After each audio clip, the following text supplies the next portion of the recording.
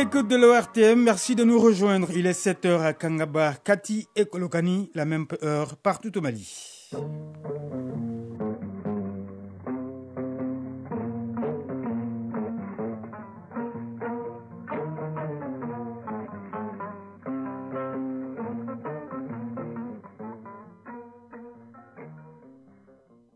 Le journal Kodi Sibi. Mesdames, Messieurs, bonjour. Coopération Mali, République islamique d'Iran. Le vice-ministre des Affaires étrangères de la République islamique d'Iran a été reçu hier par le Premier ministre. Au cœur de la rencontre, la mise en œuvre des accords obtenus dans le cadre de la commission mixte Mali-Iran. Lutte contre le terrorisme, le vecteur aérien des femmes renforcé par l'acquisition des drones de surveillance et des combats de type TB2. Des vols de reconnaissance ont été effectués devant le ministre en charge de la Défense et sa délégation à Sévaré. Dans la page des sports, nous parlerons de la 8e journée du championnat national de Ligue 1. Les Scorpions du Real virent en tête du classement. Et puis la chronique du développement reviendra sur les institutions de microfinance au Mali. Voilà pour le sommaire. Bienvenue dans ce journal. Tout d'abord, le président de la transition, le colonel Assimi Goïta, a reçu hier une délégation conduite par le ministre d'État, ministre de la Défense de la Côte d'Ivoire et le ministre des Affaires étrangères du Togo. Au centre des échanges, la situation des militaires ivoiriens détenus au Mali. Après cette audience, la délégation a échangé avec le ministre des Affaires étrangères du Mali et celui en charge de l'administration territoriale. La rencontre qui a permis aux différentes parties de convenir sur un mémorandum qui servira de base pour un dénouement heureux de la situation entre le Mali et la Côte d'Ivoire. Reportage Fousseni Tounkara. Le ministre d'État, ministre de la Défense de la Côte d'Ivoire et le ministre des Affaires étrangères du Togo à la tête d'une forte délégation reçue par le président de la transition. Cette audience élargie à certains membres du gouvernement a essentiellement porté sur la situation des militaires ivoiriens en détention ici au Mali. Une situation qui met à froid les relations bilatérales qui existent entre le Mali et la Côte d'Ivoire depuis quelques mois. Téné Birahima Ouattara, ministre d'État, ministre de la Défense de la Côte d'Ivoire. Il y a eu un malentendu entre la République du Mali et la République de Côte d'Ivoire il y a de cela quelques mois. Il était bon que nous puissions nous rencontrer pour en parler et c'est ce que nous avons fait avec nos frères maliens. Et le président Assimi Goïta nous a fait l'honneur de nous recevoir pour que je puisse lui transmettre les messages du président Ouattara, ce que nous venons de faire. La rencontre s'est passée dans un esprit fraternel, de compréhension mutuelle. À la suite de cette audience, la délégation ivoiro-togolaise a eu un temps d'échange plus élargi avec le ministre d'État, ministre de l'administration territoriale et de la décentralisation et le chef de la diplomatie malienne. Ce cadre a permis aux différentes parties d'élaborer un mémorandum. Lequel document servira d'appui pour avoir un dénouement heureux de la situation qui prévaut entre le Mali et la Côte d'Ivoire. Abdoulaye Diop, ministre des Affaires étrangères et de la coopération internationale. Depuis quelques mois, nous sommes dans cet exercice de discussion, de dialogue, parce que depuis le début, pour notre part Mali, le président de la transition, son Excellence le colonel Assimi Goïta, a indiqué que cet incident malheureux qui a rendu les relations difficiles entre le Mali et la Côte d'Ivoire, pour pouvoir les surmonter, nous privilégions toujours la voie du dialogue, la voie diplomatique, pour pouvoir trouver une issue par rapport à cela. Et ceci, il l'a réitéré malgré le fait que la question soit portée devant les instances judiciaires, mais ne peut être réglée en oubliant la profondeur et la densité des relations entre le Mali et la Côte d'Ivoire. Dans ce cadre-là, nous avons eu déjà quelques échanges. Nous nous réjouissons de recevoir cette importante délégation de la République de Côte d'Ivoire, que nous avons reçue aussi avec le représentant du médiateur dans un état d'esprit très fraternel. Je dois dire que depuis leur arrivée, nous avons pu noter, en tout cas la volonté de part et d'autre, d'œuvrer à pouvoir surmonter cet événement en préservant les liens qui existent entre nos deux pays. Téné Birahima Ouattara, ministre d'État, ministre de la Défense de la Côte d'Ivoire. L'acte que nous venons de poser ce jour est un acte majeur. Il va au-delà de ce malentendu. Nous avons pensé qu'il fallait privilégier, il fallait renforcer les liens de bon voisinage de fraternité et d'amitié entre le Mali et la Côte d'Ivoire. C'est cela surtout qu'il faut retenir dans un premier temps.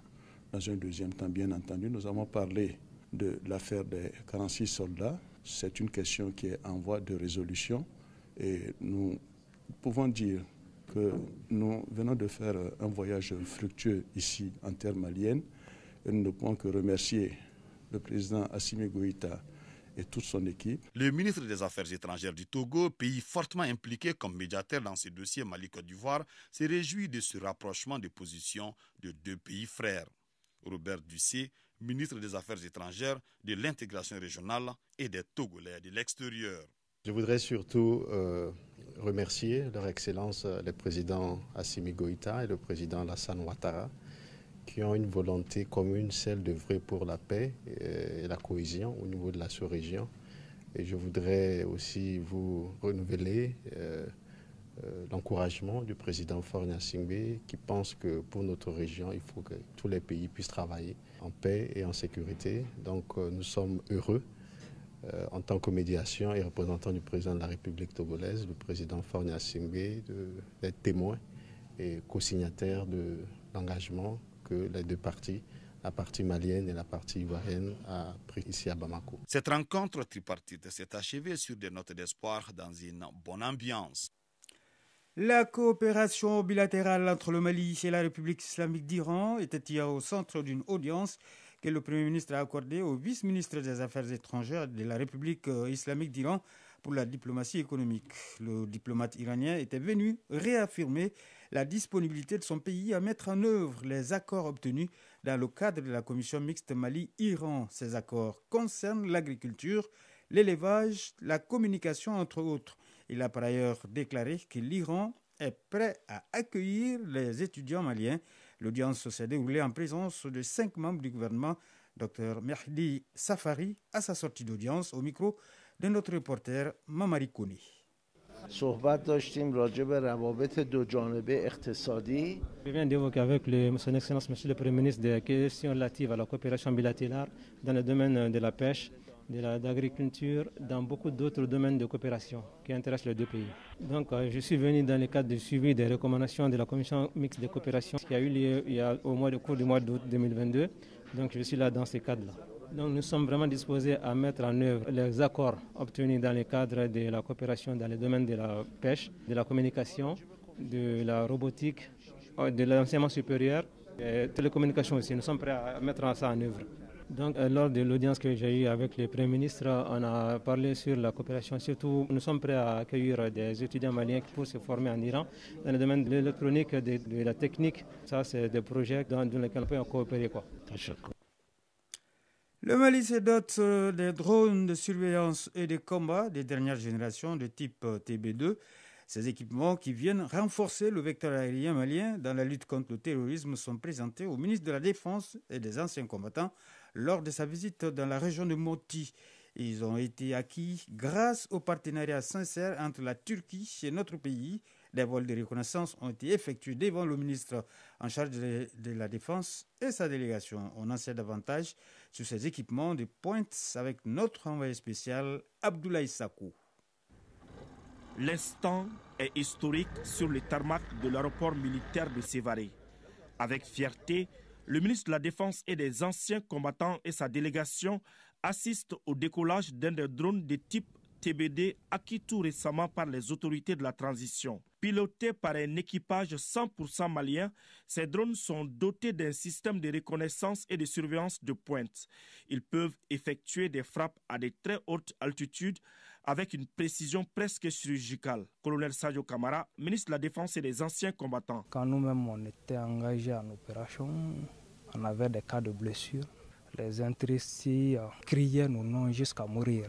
Donc, c'est des situations que nous avons vécues. Et aujourd'hui, nous avons l'opportunité de redresser la situation. Nous ne pouvons pas faire autrement.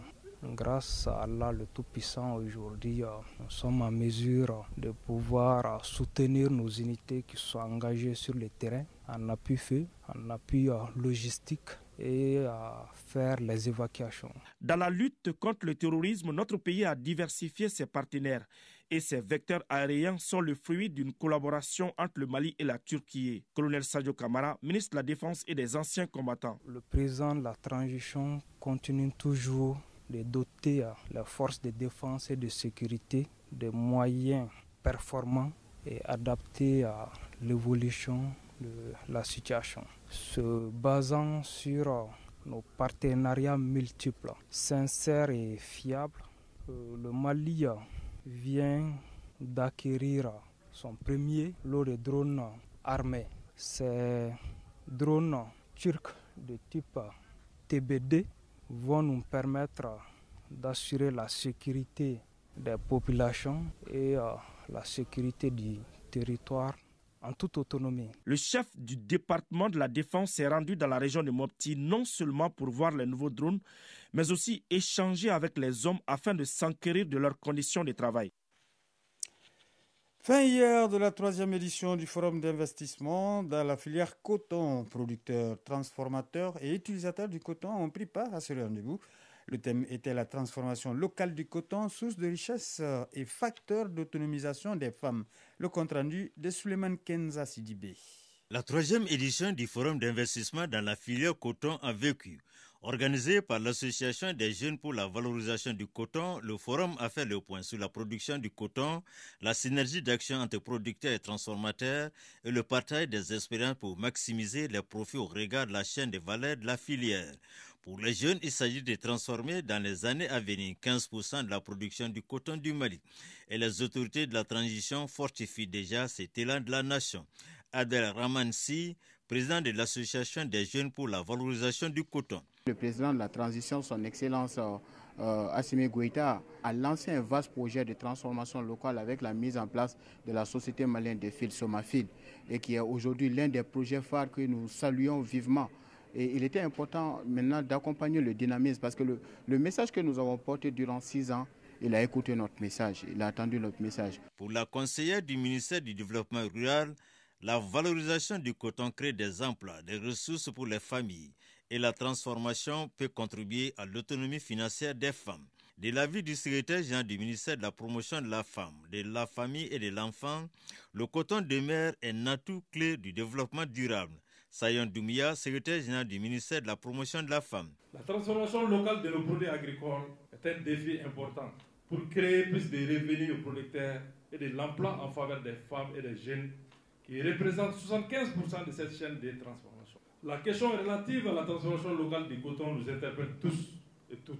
Ce produit phare, pilier de notre économie et représentant 15% de notre PIB national doit être soutenu à travers des investissements et des informations réactualisées pour une meilleure prise en charge. Nous allons intégrer désormais les projets liés à la transformation du coton, dira Mariam Modibo Tandina de Suède, partenaire du dit forum. Cette cérémonie était ponctuée des défilés de mode de tenues vestimentaires faites à base de coton, des tenues qui imposent le respect et considération pour les hommes et femmes à l'élégance naturelle. Quelques mots de l'actualité hors de nos frontières. Les Nations Unies affirment avoir des preuves d'une implication directe des forces de défense rwandaises en RDC. D'après leur rapport, l'armée rwandaise a fourni des armes, des munitions et des uniformes au groupe M23 dans le cadre d'opérations militaires menées à l'est du pays au moins entre novembre 2021 et octobre 2022, précise l'ONU. Et pour étayer ces conclusions, les experts mettent en évidence les photos et les vidéos des combattants du M23 portant des gilets pare-balles et de l'équipement militaire neuf. Des images de drones montrent également la circulation d'artillerie, des munitions et des nouvelles recrues aux points contrôlés par le M23 aux frontières avec le Rwanda et l'Ouganda. Quelques femmes afghanes ont manifesté hier à Kaboul contre le régime taliban qui leur interdit d'étudier à l'université. Certaines manifestantes ont été arrêtées tandis que plusieurs enseignants masculins ont donné leur démission, appelant leurs confrères à travers le pays à faire de même. L'éducation est notre droit, ne nous l'enlevez pas, scandaient quelques dizaines de jeunes femmes en marchant dans un quartier de Kaboul. Sur les vidéos qu'elles partagent, et bien sûr dans un quartier de Kaboul, on les voit brandir des feuilles sur lesquelles elles ont écrit à la main « Nous réclamons nos droits fondamentaux » ou encore « Venez en aide aux filles afghanes ». La page des sports, c'est tout de suite.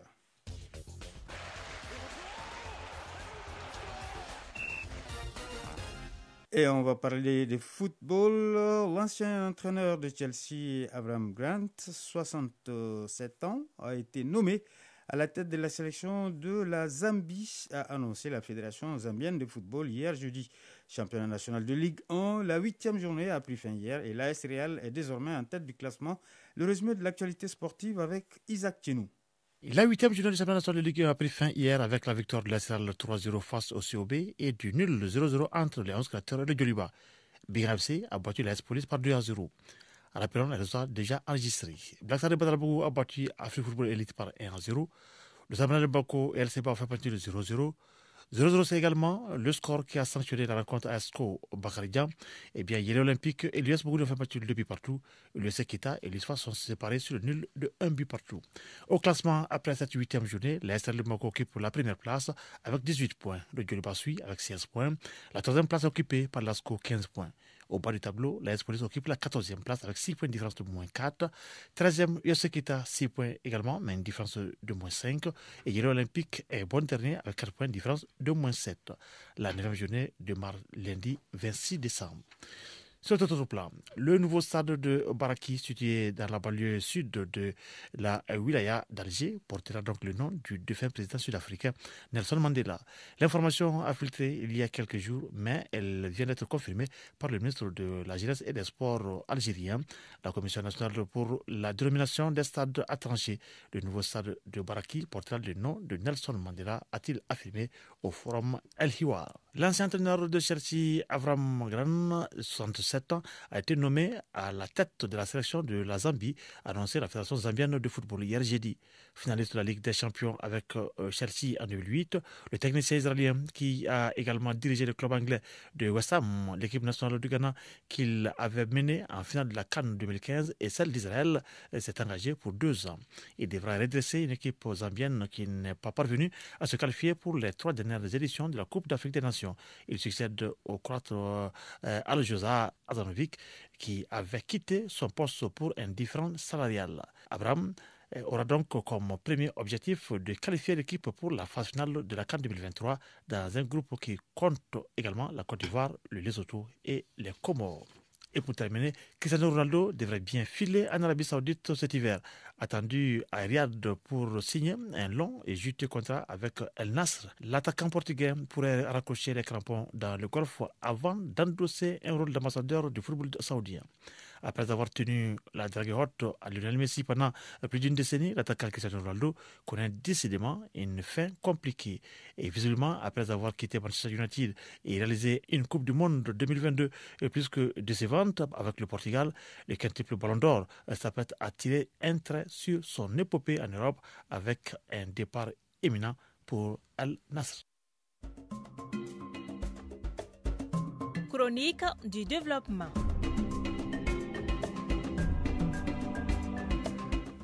La chronique du développement du jour nous parle des institutions de microfinance au Mali. Depuis l'avènement des premières structures de microfinance au milieu des années 1980, celles-ci œuvrent à mettre au cœur de leur mission les préoccupations des populations à revenus modestes n'ayant pas accès au système bancaire classique. À ce jour, elles touchent plus d'1 million de clients et ont octroyé plus de 160 milliards de francs CFA de prêts à cette catégorie. La chronique du développement en rediffusion, une réalisation de Soumaïla Berté et Marc Dambélé. Depuis plus d'une décennie, les institutions de microfinance s'affirment de plus en plus sur le paysage du système financier malien. Autrement dit, elles ont su s'imposer comme une alternative aux banques classiques en termes d'épargne ou de prêts pour les populations à revenus modestes. Modibo Koulibaly est le président de l'association professionnelle du système financier décentralisé APSFD. La microfinance, couramment appelée bien sûr système financier décentralisé, c'est l'ensemble des activités d'intermédiation financière qui s'adressent bien sûr à des couches vulnérables ou des populations à revenus modestes, dans le cadre bien sûr de tout ce qui concerne la collecte de la petite épargne, l'octroi de microcrédits et tout ce qui concerne les activités de micro-assurance. Donc, d'une manière générale, ce que vous prenez, c'est ces 3 domaines, à savoir l'épargne, le crédit et l'assurance. Donc, ça s'adresse en réalité à des cibles qui n'ont généralement pas accès au système financier classique, qui sont les banques.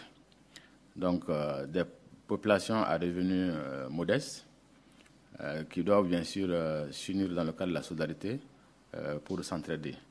Donc, c'est ça l'ensemble, en fait, qui constitue la microfinance, qu'on appelle aussi, organisée bien sûr en termes de structure, qu'on appelle le système financier décentralisé.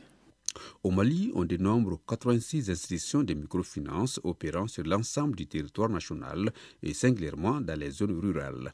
Elles contribuent au développement économique et social du pays à travers le financement de projets dans divers domaines d'activité économique au profit des populations à revenus modestes. En fonction des besoins exprimés, donc, nous pouvons financer des activités dans le domaine du commerce, on peut financer des activités dans le domaine de l'agriculture. On finance aussi des petites et moyennes entreprises. La plupart des cas, donc, ils ont un projet économique en termes réellement d'investissement ou en termes réellement de fonds de roulement. Donc la microfinance réellement peut financer ces besoins qui sont exprimés par en tout cas les clients ou bien par les membres, indépendamment bien sûr de la nature de l'institution de microfinance. Parce que faire du crédit, c'est en fait prendre des risques. Et en fonction bien sûr du niveau des fonds propres, donc la réglementation a bien sûr fixé un ratio par rapport à ça. Donc on parle de 10%, mais les institutions, pour question bien sûr de modérer ces risques, à l'intérieur de chaque structure, vous allez trouver qu'il y a une politique de crédit. Et cette politique maintenant limite le montant maximum. Pour les institutions, ça peut être des montants de 50 millions. D'autres 100 millions, d'autres 150 millions. Mais d'autres encore plus bas, ça dépend de la capacité vraiment de l'institution à pouvoir gérer les risques liés réellement aux opérations de crédit. Évoluant dans le secteur des BTP, Mme Ouattara Djeneba Sissé a bénéficié de l'appui d'une institution de microfinance. Elle avoue que cet accompagnement lui a permis de décoller. Oui, le financement, ça m'a été utile. Moi, je travaille avec d'autres entreprises qui me donnent des sous-traitances. Quand vous n'avez pas de l'argent, vous ne pouvez pas travailler. Mais avec la caisse, on me donne de l'argent, je fais mes prestations dans le mois et je paye à l'avance. Donc ça m'a été utile, ça m'a aidé à décoller seul, sans dépendre de quelqu'un d'autre. J'ai acheté des équipements, j'ai une bétonnière, les bourrettes, les équipements qu'il faut. Bon, j'ai une dizaine de personnes, un maçon, plombier, électricien, les manœuvres pour mes travaux. Comme défi à relever, les institutions de microfinance au Mali doivent travailler pour renforcer les taux de bancarisation dans les secteurs oscillant entre 22 et 24%, ce qui sous-entend qu'elles doivent aller à la conquête de nouveaux clients. Voilà, c'est ce qui fait l'essentiel de l'actualité. Merci de nous avoir suivis. Présentation Koji Sibi, mise en onde Mamadou Bedialo. Merci au rédacteur en chef Brahma Traoré qui m'a aidé à préparer ce journal que vous retrouverez sur www.ortm.ml et sur toutes nos plateformes digitales. Nous vous souhaitons de passer une excellente journée de vendredi en compagnie de nos programmes.